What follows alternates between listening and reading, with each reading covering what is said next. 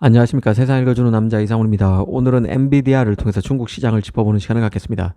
아시다시피 젠슨항은 조만간 호퍼 20, H20을 대체할 새 중국 판매용 GPU를 내놓게 됩니다.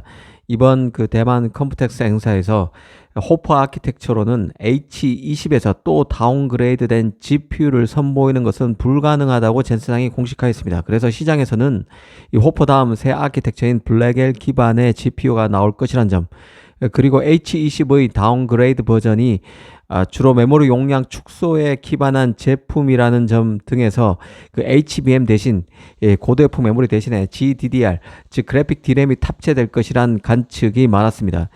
실제 최근 외신에서는 오는 7월에 엔비디아의 새 중국 판매용 GPU가 나올 전망이고 제품명은 블랙엘 40, 즉 B40이 될 것이란 점, 그리고 예측대로 메모리로는 GDDR7이 탑재될 것이란 소식이 계속 나오는 상태입니다. 이 가격도 공개되고 있는데요. 관측이 되고 있는데요. GPU 개당 6,500에서 8,000달러 수준으로 보도되고 있습니다. 하나 한 800만원에서 1,100만원 정도 수준입니다. 수출이 금지된 H20의 절반 정도 수준의 가격입니다. 분명한 것은 B42 블랙엘 기반 제품인 만큼 파운드리 제작 노드는 4나노 노드 4MP 일 가능성이 크고 HBM이 탑재되지 않는 만큼 최고의 패키징 기술인 칩온 웨이폰 서브스트레이트 기술이 활용되지 않는다는 점 등입니다. 이 얘기는 삼성의 파운드리 4나노 수율만 뒷받침된다면 블랙엘 40, B40은 삼성 파운드리에서도 제작 가능한 수준일 수 있다는 뜻도 되겠습니다. 대만 컴퓨텍스 행사에서 젠슨항은 엔비디아가 AI 칩을 TSMC에만 의뢰해서 제작할 수밖에 없는 이유로 후공적인 패키징 기술을 거론했습니다. 칩온 웨이폰 서브스트레이트가 활용되지 않고 블랙엘 기반 GPU 중에 엔트리 수준에도 못 미칠 수준의 칩이 B40인 만큼 삼성 파운드리도 충분히 수준을 노리고 뛰어볼 만한 칩이라는 점도 인식할 필요가 있겠습니다. 물론 엔비디아가 삼성의 칩을 쉽게 맡길 리는 없을 것입니다. 삼성으로서는 다만 이런 칩을 잡을 수 있어야 TSMC 추격에도 힘이 실릴 수 있을 것입니다. 사실 지금은 빅테크에만 치중됐던 AI 모델 개발과 적용이 저렴한 비용 구조 활용으로 더 많은 기업으로 확산되고 있습니다. 이는 저사양 HBM 수요 확대로 연쇄적으로 나타나고 있고, HBM을 대체할 다른 D램, 이번에 얘기가 나온 GDDR이나 저전력 메모리인 LPDDR 등의 셈세가 커진다는 점을 의미하는 것이기도 합니다. 그런 관점에서 보면 그간 H20에 HBM3를 납품해왔던 삼성이 블랙엘 40, B40에 GDDR7을 주력 납품할 수 있을지도 관전 포인트라는 생각이 듭니다. 다만 B40이 중국에서 100만 개 이상이 연말까지 팔린다고 해도 제작 단가 자체가 H20보다는 너무 낮기 때문에 젠슨항 입장에서는 불만이 클 수밖에 없을 것입니다. 그리고 하웨이 기술이 올라온 상태입니다. 어센드 910C 칩 성능이 블랙엘 40, B40보다 뛰어난 상황이기 때문에 B40으로 중국 시장을 공략하는 데는 한계가 분명할 것입니다. 사실 젠슨항은 미국 정부의 중국 규제에 불만이 가장 많은 대표적인 빅테크 CEO죠. 중국의 자신의 주력 칩, 그러니까 성능 중심이고 값비싼 칩을 말한다고 이해하시면 되겠습니다. 이런 주력 칩을 미국 정부가 판매하지 못하게 규제하면서 자신의 중국 시장 점유율은 90%에서 최근에는 절반 수준까지 쪼그라들었고, 그 빈자리를 하웨이 AI 칩인 어센드 칩이 대체하게 됐다는 불만이 엔비디아가 큰 상태입니다. AI 시장이 표준 싸움이 될 것이고, 중국이란 거대 시장을 하웨이에게 내주게 되면 결국 AI 시장의 주도권도 하웨이 등 중국 업체에 내줄 것이라는 게 젠슨항의 주장인데요.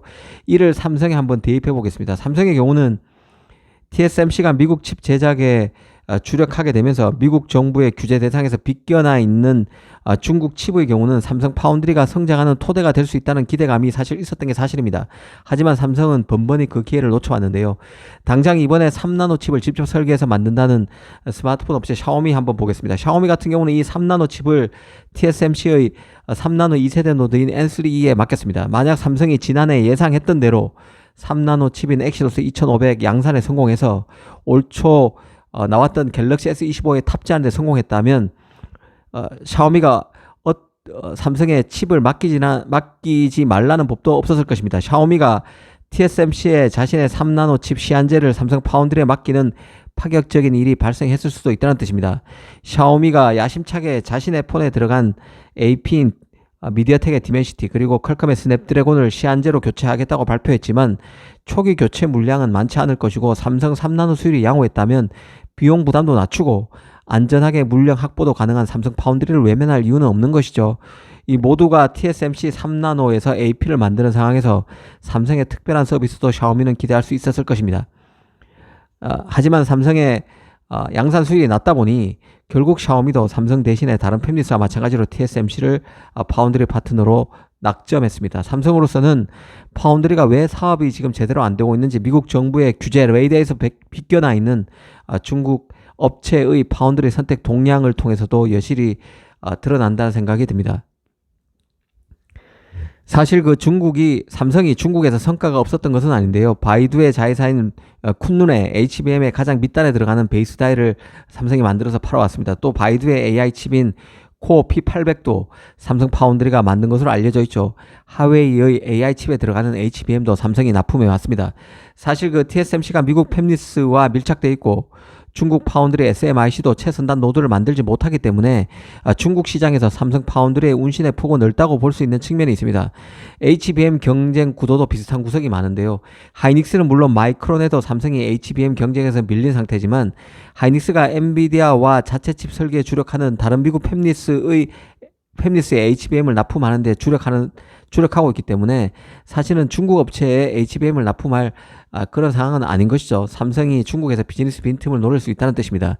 이런 맥락을 두루 고려하면 삼성은 중국 규제에 반대하는 젠슨항과 동병상련을 느낄 수밖에 없는 심정일 것으로 봅니다. 실제 삼성은 이 바이두의 AI 칩을 자신의 2나노에서 만들기 위해서 계약 직전까지 갔다가 미국 정부를 의식할 수밖에 없어서 결국 무위로 돌아갔다는 얘기가 시장에서 나온 적이 있습니다. 만약 삼성이 바이두의 2나노 칩을 수주했다면 그리고 HBM도 연쇄적으로 대거 납품하는 이른바 원스톱 수주가 가능했을 것으로 봅니다. 이런 게 다 비즈니스 손실이라는 뜻이죠.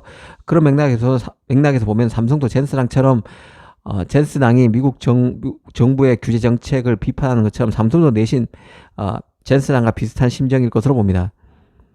TSMC가 미국 정부의 감시망에 들어가서 삼성의 중국 기업과의 협업 기회가 열릴 것으로 보는 낙관론도 있었지만 사실 지금 돌아가는 판세를 보면 오히려 미중 갈등이 삼성 비즈니스에도 큰 악영향을 미치고 있는 측면이 분명하다는 것이죠.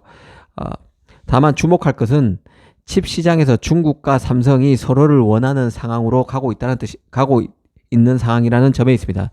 다만 미국 정부의 규제가 이런 삼성의 기회에 발목을 잡고 있는 측면도 분명히 있습니다. 삼성이 중국에서 대규모 칩 수주를 미국 정부의 압박을 피해서 슬기롭게 해낼 수 있을지 지켜볼 필요가 있다는 생각입니다. 감사합니다.